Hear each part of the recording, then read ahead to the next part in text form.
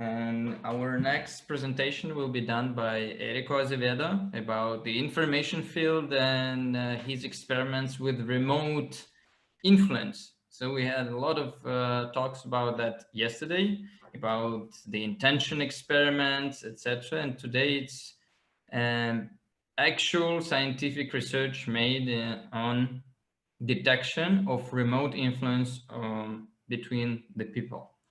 So enjoy it, and please remember to write down your questions to the speaker right during the presentation. Thank you. Enjoy the video.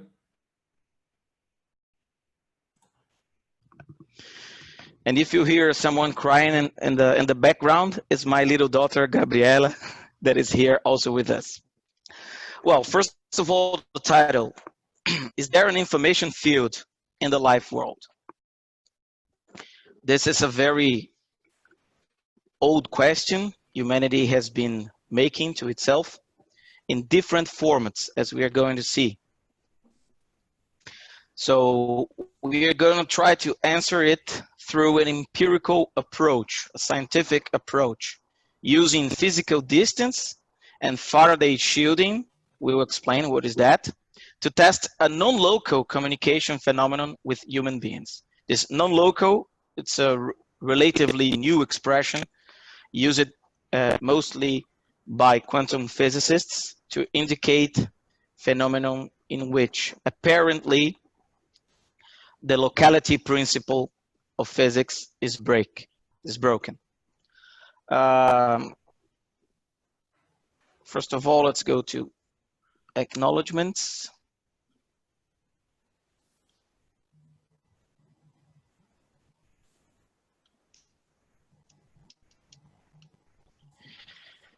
I would like to acknowledge sincerely, first of all, my wife for the fact that she helped me in many aspects and in many phases of this research. She was my assistant, my research assistant in many measurements that we made. She enriched our discussions and she gave me all support in many aspects. I would also like sincerely to thank my advisor, because I know in his position, he was not in obligation to accept a so-called alternative research. I would like to thank all my laboratory colleagues, all my friends from PUC and USP who have given publicity of this research, because it was very hard to get people to participate on it. I'd like to thank Professor Korotkov and Dmitry Orlov from BioWell for all the support, for learning to use the equipment, the GDV, the API GDV Curlin equipment. I would also like to thank Dr. Rupert Sheldrake, because even at a distance, he made a great difference, providing many rich discussions. We've been with him in his house in London, presenting the first results, and he gave many insights to us, but also to many professors at Unicamp, to all reviewers from journals, scientific journals, that have given important insights, made constructive critiques, and to each and every person that has participated as a research subject. Last but not least, I would also like to thank to Professor Meneghetti for having inspired me. I am an entrepreneur, but he inspired me, in me, the love for science and research, and for having made the discovery of semantic field, which was the basis for this research. Well, this is a research about the information field class of theories. We're going to see that there is a class of information field theories, and it's experimental tests with human beings. Every research question has a long history made of great human beings, and so this is the case here too. There are many researchers who have given their contributions from many areas, from biology to psychology, parapsychology, psychoanalysis, theory of knowledge, philosophy, physicists, but not only. So this research might concern all these areas. It's definitely an interdisciplinary research. And we sincerely hope that it can contribute with all these areas. This means that we need to approach the results and everything that is going to be presented here with an epistemological neutrality. So it's impossible. It's something that we discovered during the entire research. It's impossible to make happy the radical positivist and the radical spiritualist. So basically, we need to be epistemologically neutral. The basic question here is, can human beings, and more generally speaking, all living things, communicate at large distances beyond five senses and electrochemical schemes? So although it seems to be a very modern question, in fact, this question started to be made very long ago with guys like Democritus and Aristotle. And a very curious thing is that they made this question while they were discussing about the functioning mechanism of dreams, of night dreams. Speaking with Charles Darwin, communication is considered to be the result of our evolutionary process. For Rupert Sheldrake, however, phenomena related with distant communication, such as the sensation of being stared at, he has a book with that name, might be indeed a part of this evolutionary process, but it's not enough. They presuppose the existence of a morphic field, a kind of collective memory every species has access to. For Daniel Kahneman, psychologist and economy Nobel, human skills such as intuition once enhanced our survival chances, but in modern times have become misleading and untrustworthy. Antonio Meneghetti, Thailand scientist, starting from his clinical perspective, using night dreams mostly, he discovered in the early 70s a phenomenon he called semantic field, an information transducer without energy displacement, which connects a priori all living things at any distance of space and time.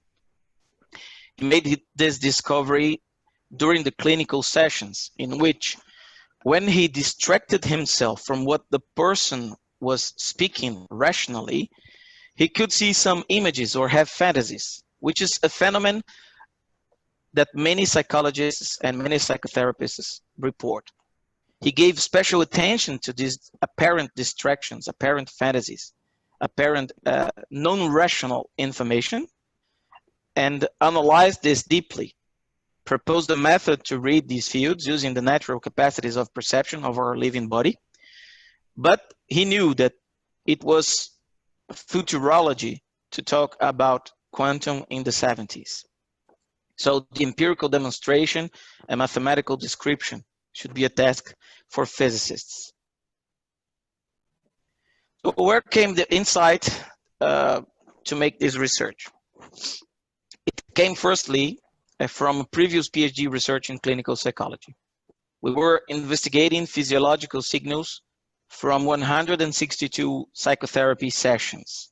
So we tried kind of reproducing the paths that Professor Meneghetti proposed, and then we measured physiological signals simultaneously using oximetry and GDV-Curlian techniques to register physiological variations from researcher and subjects during these psychotherapy sessions. Of course, there is a lot of verbal communication going on here, so we couldn't really isolate the phenomenon. We observed that during the moment in which the subjects were telling their problems, signals, the variations of signals from heart rate, oxygen saturation, and also all GDV-Curlian variables, they had this strange behavior. They apparently go at random for the moments where the person was speaking rationally and telling the problem. And then they presented this strange behavior after the middle of the graph when the person was telling the dream. So when she was telling the dream, he who was listening had these reducing values on average, for the 162 experiments. And those who were speaking, telling their dreams, had a great increase in their signals. And the mean squared error graph also showed that very clearly. These are the other graphs for the other equipments. All equipments confirmed the same results. And then we also calculated the correlations, which were very much higher than mere chance. For the moment in which the person was telling the dream, which is the column on the right, the values of correlations were very much higher than those values when the person was only telling about her problem. This could indicate a communication phenomenon. Was it a mere coincidence, a mere effect from verbal communication, from being shut up or being speaking? Could this phenomenon be tested with distance and barriers? This was our challenge. So we started studying the quantum entanglement demonstration so that we could get some inspiration and propose this experimental design. Here we have some important subjects in the entanglement research. 3 elements of aspects work were used by analogy. The first of them was to eliminate hidden variable possibilities. In our case, understood as the ability of the emitter to give instructions to the receptor. No communication was allowed. Randomness in relation to the moment of interference between emitter and receptor. So the emitter would choose freely in a long period of time the moment of the interference. And the third one, which is the most difficult one, the use of an information akin to represent the present energetic state of a living system. So dreams were used based on their effects on the ANS balance. Here we can see a sketch of our experimental design. So basically we use digital oximeters, EPI GDV devices, and RR intervals, polar watches in both sites. There were 2 subjects, one subject sitting in one laboratory and the other subject sitting in another laboratory inside a Faraday cage, model ETS Lindgren 81, a professional Faraday cage, so that we guarantee physical and electromagnetic isolation. So basically, if we were before a real new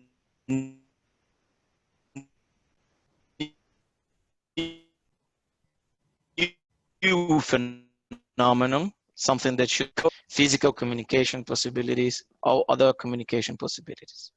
No mechanical electromagnetic waves then were allowed. All watches were synchronized so that we could after export data and compare data. Experiment was performed with 50 couples, twice per couple, so 100 measures in total, with average duration of 1 hour per couple. From 100 subjects, 40% were women and 60% men. Average age 34 with minimum 18 and maximum 65. From the total, 42 measurements were in control group and 58 in experimental group. We're going to see what is the difference between these groups.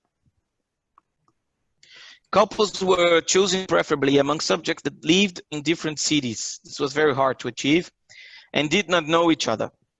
Basically, we would like to show if the phenomenon existed, that it was not a supernatural phenomenon or anything really special. It should happen with regular people that did not know each other. Before any measurements were taken, subjects S1 and S2 had to write in paper their dreams. Other information could be written, and these dreams had to be as recent as possible because they had to represent their present energetic state. They should be really new, preferably from the night before the experiment to reinforce their relevance and an added character. No communication between subjects was allowed.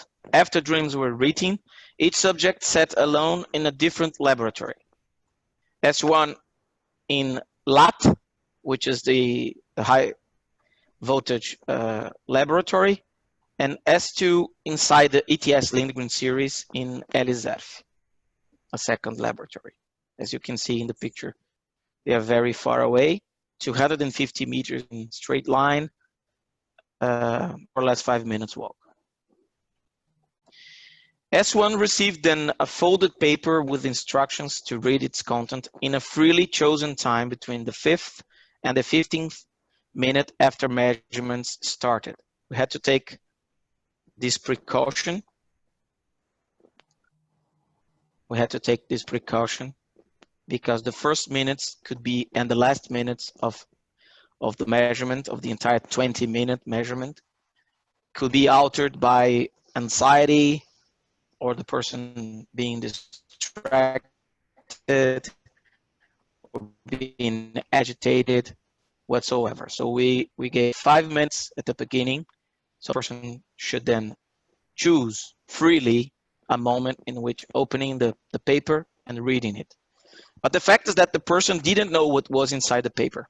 And inside the paper, there could be two different informations, very different informations. There could be the dream of S1, of subject that was in the Faraday cage, or there could be a simple technical text regarding a computer manual. So at this freely chosen time, S1 would read then the paper, perform a silent reading of it, just that.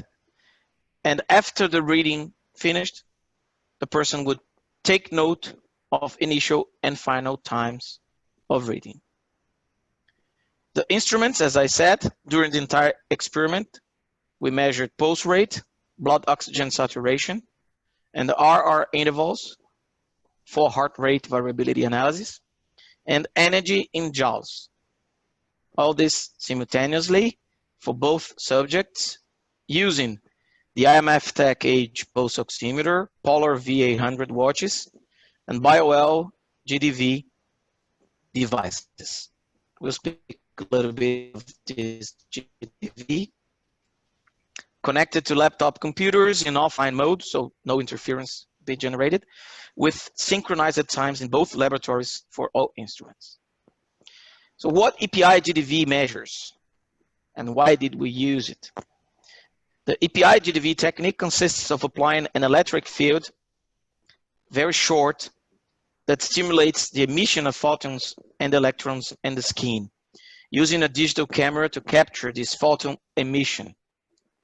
So previously, this was called the Killian effect, or the Killian measurements. But with the EPI and GDV technologies, this was taken to the digital area.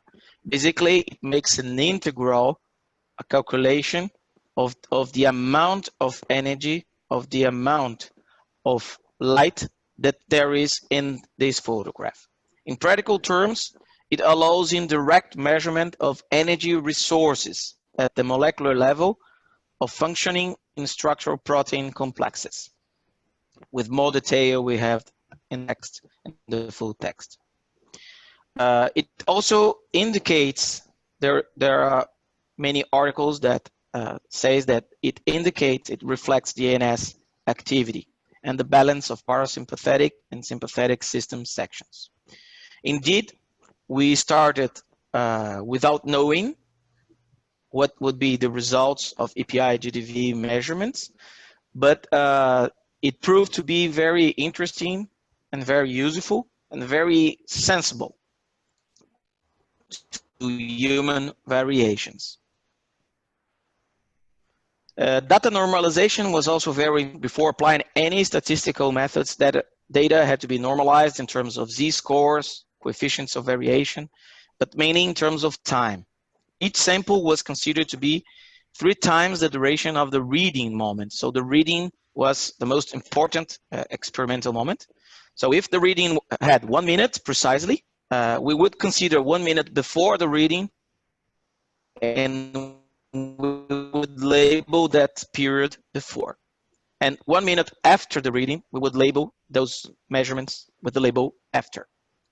As we said, dream in experimental group and technical text, computer text, computer manual, control group.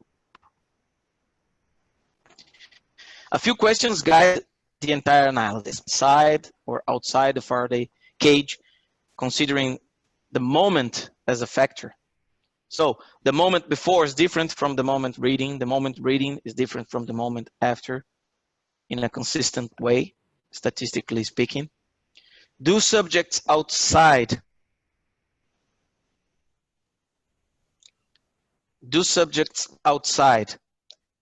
differ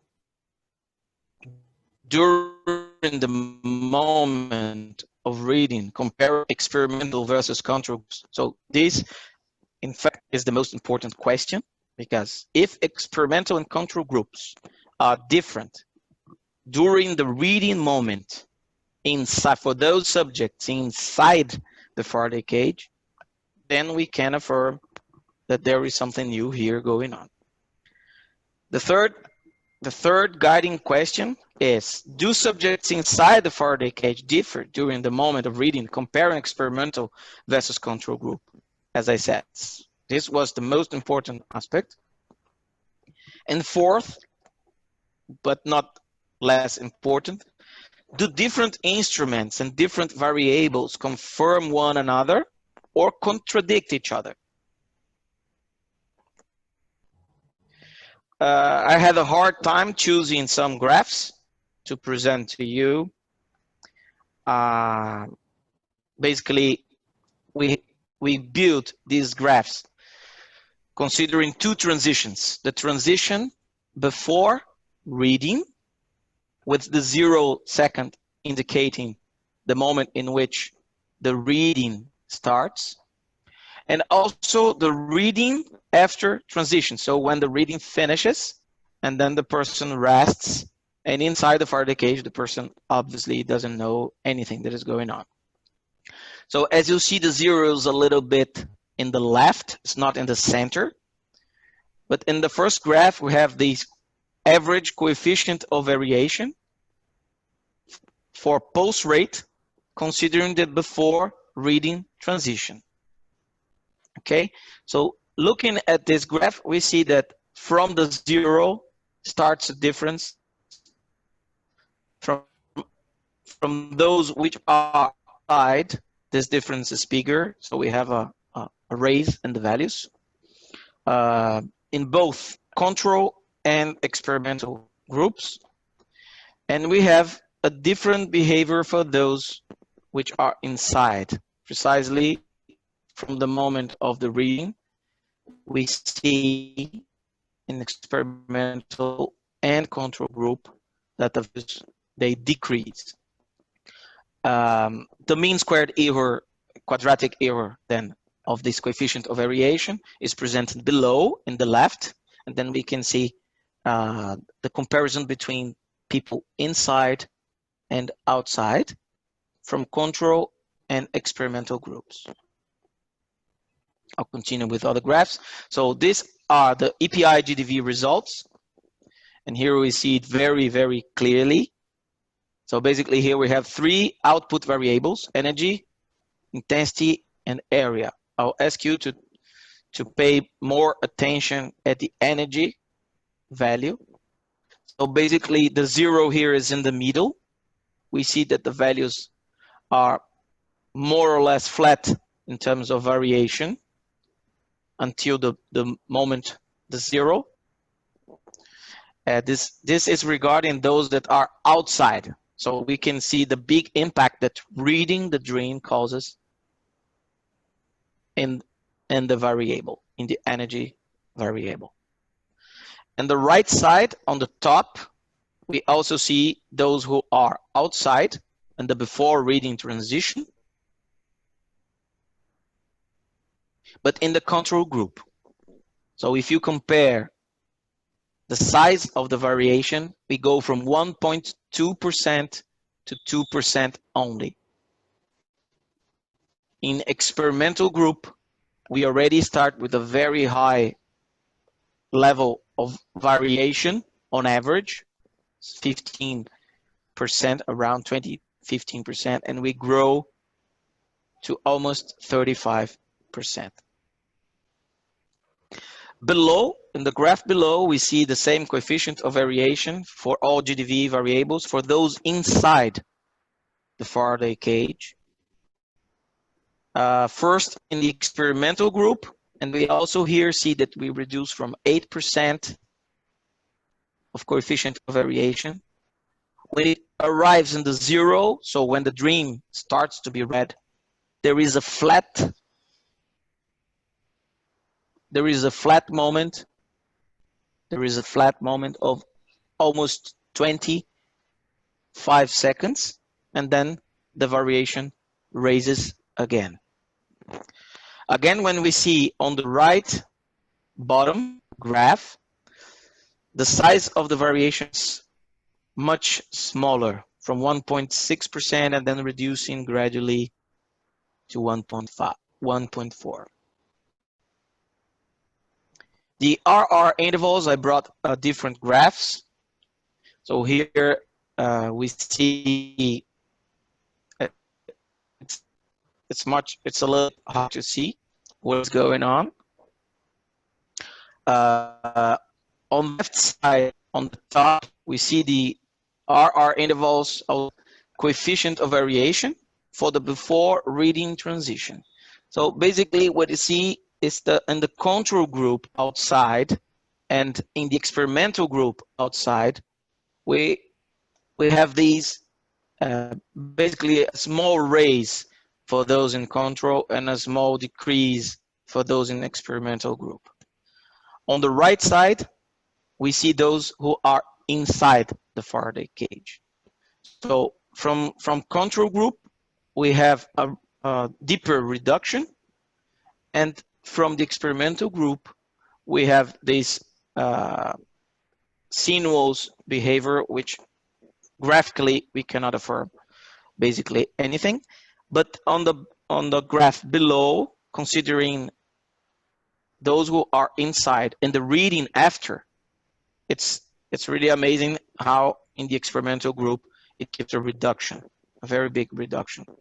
So it comes from almost 9%, and basically around the 0 point it will reduce for 7% and then raise again. At the left in the bottom, we also see that for those outside, finishing the reading is a much important event that changes the heart rate variability. The mean squared graphs here can help us also to understand the RR intervals, what is going on. So I like very much this graph on the top left, because it indicates, it compares experimental versus control group for those outside and for those inside. The very thin line compares experimental and control groups for those inside. And then you see that there is a big difference, which starts a bit below, a bit before the dream is read, but it's sustained until more or less for 40, 45, 50 seconds. And the same behavior, but a little bit different for those outsides, because it raises at the beginning and then decreases and keeps the difference not so big. I'll move forward. Here was very hard to choose also the graphs to show to you, but the heart rate variability results calculated with Kubio's ARGV software, which is a free tool. We can see also very, very clearly a difference sometimes in the average and sometimes in the variation of important variables that indicate that the ANS balance has changed. So on the top left, we see the average RMSSD, which is the root mean squared of squared differences. It's a very important variable in heart rate variability analysis. And we see that basically control groups has on average lower values, but we don't see on the average a much bigger difference besides the average value. When you go to the variability, then we can see a different behavior. Those on the left, experimental inside, they come from a certain level of variability, which reduces in a great amount, while those outside in experimental group have a reduction, but much smaller in proportion. The same happens with SD1, SD2 ratio, and we can see other variables also here. We calculated stress index, the mean RR intervals, the stress index. It's very interesting, this one. So you can see that in the experimental group, the stress index basically reduces to half during the moment of the reading. Then it goes back to around 40 and the moment after the reading for those inside the Faraday cage. And when you see for those outside the Faraday cage, it basically is around 40 all the time. Also here we have very different behaviors. Also the average low frequency under high frequency ratio indicates that those inside the Faraday cage in experimental group, so when their dreams is being read, this ratio goes from 3 to almost 6. It almost doubles. While for those in experimental group outside, the difference in the ratio is not that big. When you go to the variation of low frequency and high frequency, we go from more or less 5 to almost 90 of variation for those inside the Faraday cage during the moment of reading of their dreams. For those outside, needless to say that the control group is absolutely different, absolutely indifferent. But for those outside in the experimental group, we see a raise, but very, very regular raise, except for the moment after, in which the value really grows a bit. Last but not least, the sympathetic versus parasympathetic index results.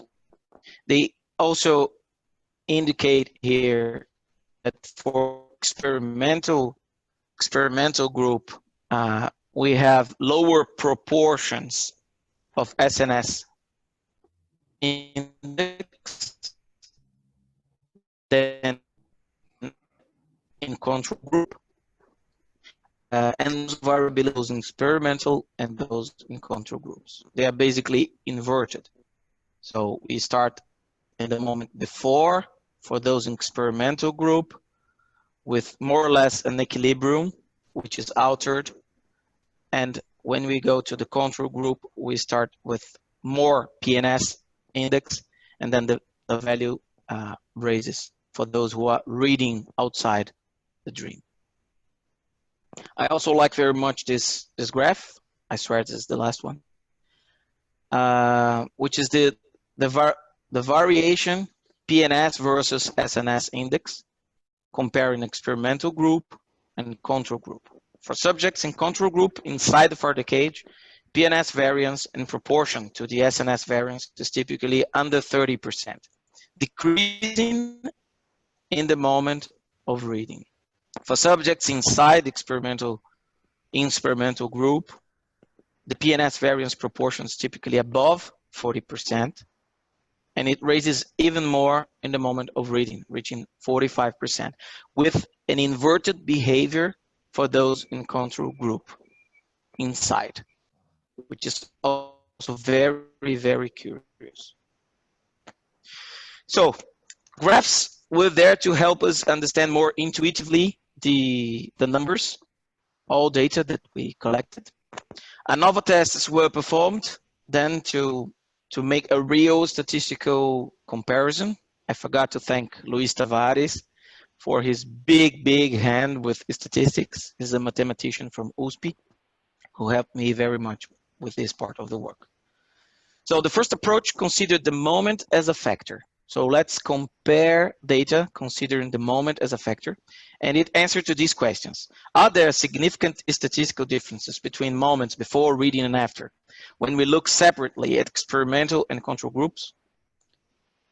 So basically, what we can see here is that for almost the entirety of variables, there are differences, but both in control and in experimental group. So it doesn't help us very much.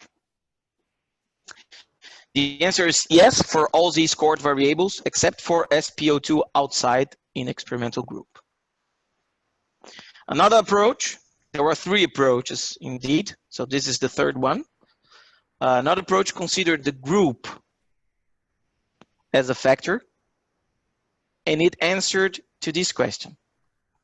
Are there significant statistical differences between experimental and control groups when you look separately at each moment, before, reading, and after?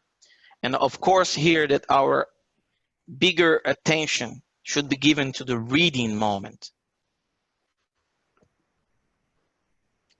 So here you see with the line, those variables which were not significant, and those without the line are the variables which are significant.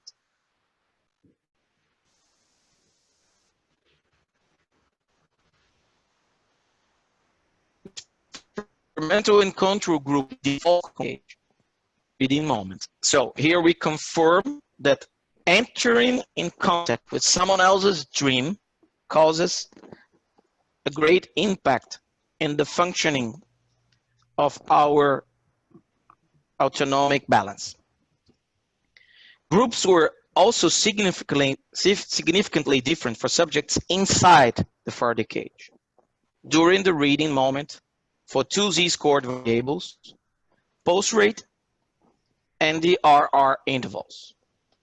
So the second confirms the thesis that it's possible to establish an impact in the ANS balance of someone at a distance. So this was the major breakthrough. We also applied t-tests comparing experimental versus control groups. Results were also very, very interesting and rich. There is a significant difference between experimental and control groups when we look at subjects inside the Faraday cage in the reading moment, the most important in experimental terms, except for RR inside. So we go here for the discussions. I'll try to be brief. Scientists have been calling the possibility of information transduction without energy displacement with many, many names. Zero-point field, morphogenetic field, semantic fields, etc. However, in terms of physical and mathematical modeling, it would be more precise to call them information fields, which in quantum level could correspond to pilot waves, a concept in the de Broglie bomb theory in which waves are represented by functions that propagate in space-time and do not carry energy or momentum and are not associated with any particle. So in simple words, information is transferred within energy, but there is no transfer of energy in the process. Quantum entanglement might have been indeed proved to work at very large distances, as we've shown at the beginning of the presentation. But how to reconcile quantum and macroscopic levels? So basically, I consider a bit naive the direct association of saying that we have entangled bodies, entangled minds, or whatsoever, because we bring a concept that works in the quantum level directly to a non-quantum level. So I personally believe that a more comprehensive explanatory model is needed that could be based in the integrative and hierarchical function of the nervous systems, as our living body interacts within other energy systems. So we are energy inside much bigger energy, which is the universe. Our living body acts and reacts. It produces vibrations that might start in the quantum level. there is a very, very precise description made by Meneghetti. He starts with the polarization level, and then it goes hierarchically, synthesizing, producing localized vibrations, emotions, intuitions, perceptions, dreams, and so on. So basically, here we are saying, as a consequence, that all knowledge might derive from these interactions, energetic interactions, informatic interactions. This could also mean that the energetic state of a human being might somehow be represented by these images produced naturally by the nervous system during the moment in which we dream.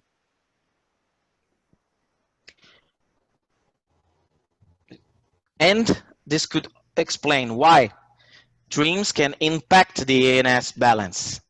It's the fact that dreams are a result of our intuitive metabolism inside the energetic content we call universe.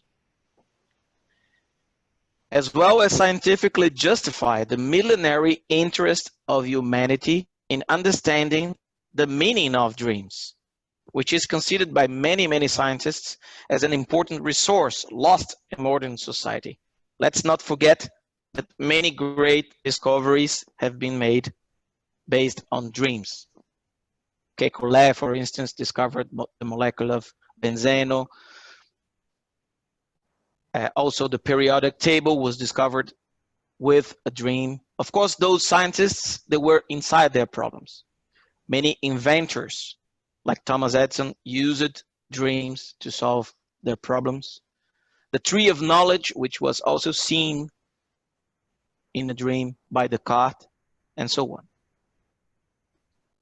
In the concrete experiment, when S1, subject 1, reads the dream of subject 2, the same information is present in both subject 1, which is the emitter, and subject 2, which is the receiver, the dreamer, but establishing a communication or resonance at a distance, a non-local phenomenon analogous to the quantum entanglement.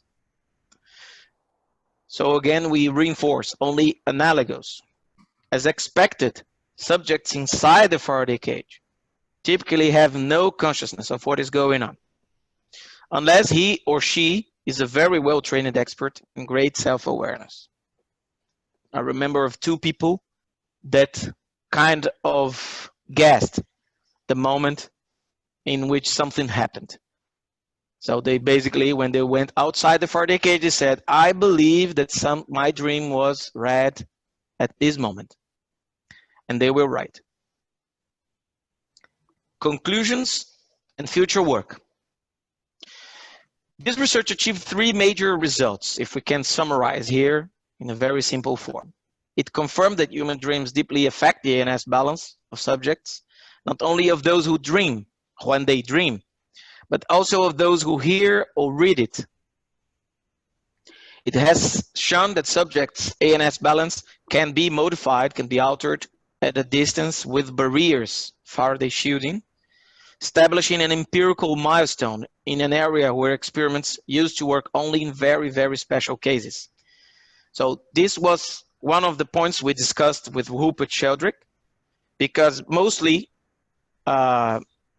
experiments called parapsychological experiments or distant communication experiments work with couples that know very well each other, like husband and wife, like mother and child, or with very special subjects, like those who have special perception powers recognized. So this is very interesting because it means we can conduct these experiments with regular people, and we can also conduct them with special people, but with regular people.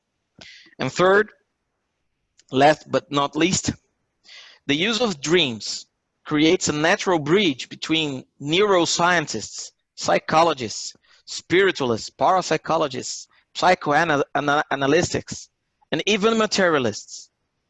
So dreams is a human resource and a human phenomenon studied through millennium that creates curiosity. And then, of course, this natural bridge, which can make it easier to make this research and move it further. So let's go to the conclusions. In the study of what we call reality, scientists typically understand something material, by definition an object of interest of physics, excluding absolutely any intentional or psychic phenomena, which in turn are never taken into consideration as a part of this reality concept or reality model.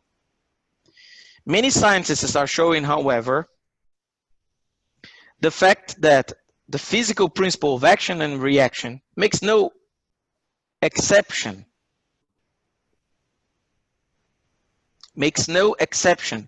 in the human experience, as long as we include intentionality in the causality model, enlarging our concept of physical reality. This research represents only a first step, but its results give us good reasons to support the possibility of an information transduction without energy displacement. So gives good reason to support the information field class of theories. They have foundation. A human communication, but not only human, as other researchers have already tried to show with cells, plants, beyond five senses and electromagnetic independent, breaking the locality principle, as many theories have supposed. Future work will improve empirical design, including larger distances. Indeed, we wanted to make experiments between London, when Professor Psolato was living there, and Brazil. So we could enhance the experiments in this direction. Using EEG and also enteric nervous system measurements. For those who are not familiar with that, it's a very important concept.